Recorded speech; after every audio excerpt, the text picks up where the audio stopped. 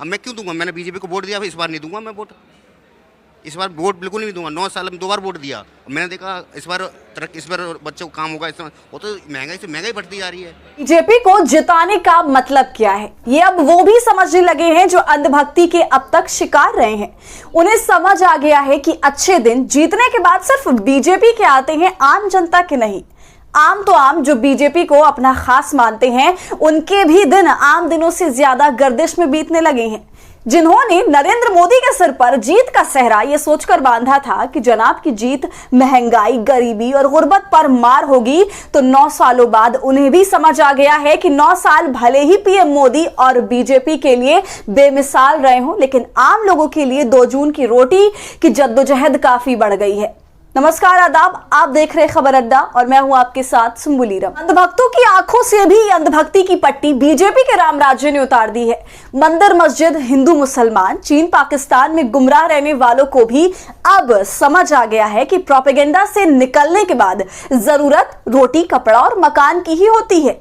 सालों साल बीजेपी को वोट देने के बाद अब कई बीजेपी समर्थक अपने आप को कैसे ठगा हुआ महसूस कर रहे हैं और मान रहे हैं कि बीजेपी को चुनना उनकी सबसे बड़ी भूल थी और उसका एकमात्र कारण है महंगाई। बंटवारे की राजनीति से नींद जैसे ही भक्तों की खुली, उन्हें लगा कि 9 साल में तो महंगाई मारक हो चुकी है।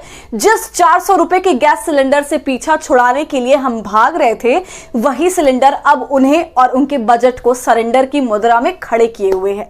जिस अच्छे दिनों को लाने के लिए सब पीएम मोदी को मुखिया बनाए थे, वही अच्छे दिन अब फंसाने से ज्यादा कुछ दिखाई नहीं पड़ रहा। और तो और किसके कितने बच्चे अच्छे की राजनीति करते करते अब भक्तों को भी समझ आ गया है कि उनके ही बच्चों का भविष्य चूल्हे में फूंक चुका है। ऐसे ही एक बीजेपी समर्थक ने अपनी बीजेपी में आस्था और उससे हुए मोहभंग की बात करते हुए कहा कि 9 साल में बीजेपी के लिए 2 बार वोट करने के बाद सिर्फ उम्मीद की उम्मीद ही लगी रह गई है कि काम अब होगा, लेकिन हुआ उम्मीदों से ठीक उल्टा, और वो ये कि महंगाई बर्दाश्त के पार हो गई। सुनिए कि बीजेपी को अपना सब कुछ मानने वालों के भी सुर 2024 से पहले कैसे बदलते जा रहे हैं। अब मैं क्यों दूंगा? मैंने बीजेपी को वोट दिया, इस बार नहीं दूंगा मैं वोट। इस बार वोट बिल्कुल नहीं दूंगा। 9 साल में 2 बार वोट दिया, मैंने देखा इस बार बच्चों को काम होगा। वो तो महंगाई से महंगाई बढ़ती जा रही है। इन सुरों का बदलना सीधे सीधे 2024 पर घात लगाए हुए बैठी बीजेपी के लिए खतरे की घंटी है।